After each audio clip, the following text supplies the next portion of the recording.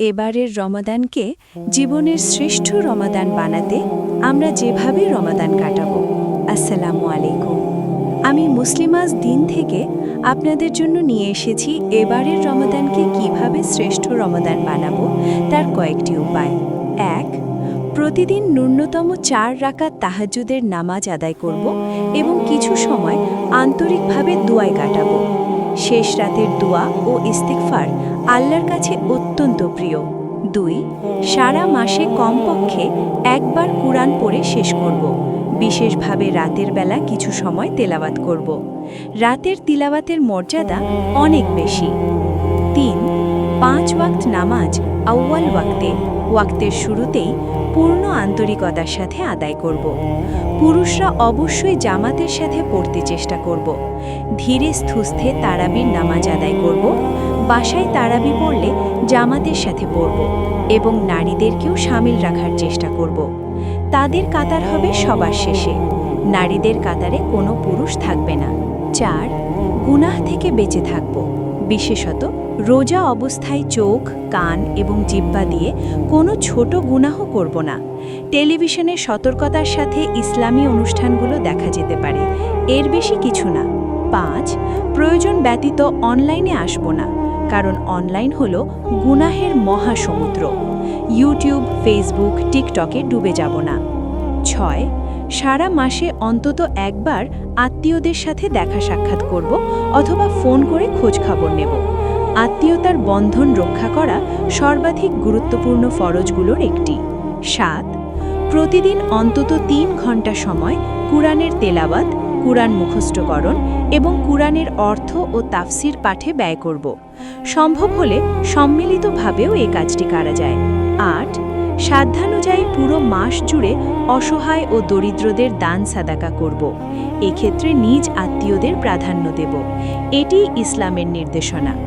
দ্রব্যমূল্যের ঊর্ধ্বগতিতে এমন অনেক পরিবার খাদ্য সংকটে আছে যারা লজ্জায় কারো কাছে হাত পাতে না।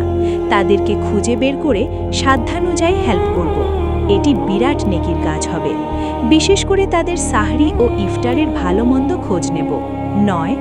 মনের সংকীর্ণতা দূর করে উদার চিত্তে সবাইকে ক্ষমা করে দেব। বিনিময়ে আল্লাহ আমাদের ক্ষমা করে দেবেন। কুরআন ও হাদিসে এই ওয়াদা আছে। ১০.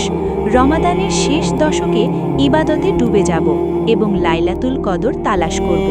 শুধু ২৭তম রাতেই নয়, শেষ দশকের পুরোটাতেই, বিশেষত বিজোড় রাতগুলোতে। ১১.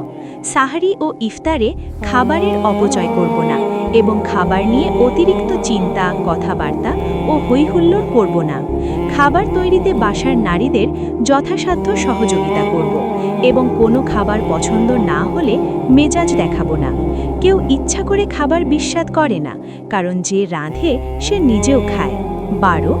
নামাজের পর সকাল সন্ধ্যায় ও ঘুমের আগে পরের মাসনুন জিকিরগুলো গুরুত্বের সাথে পড়ব।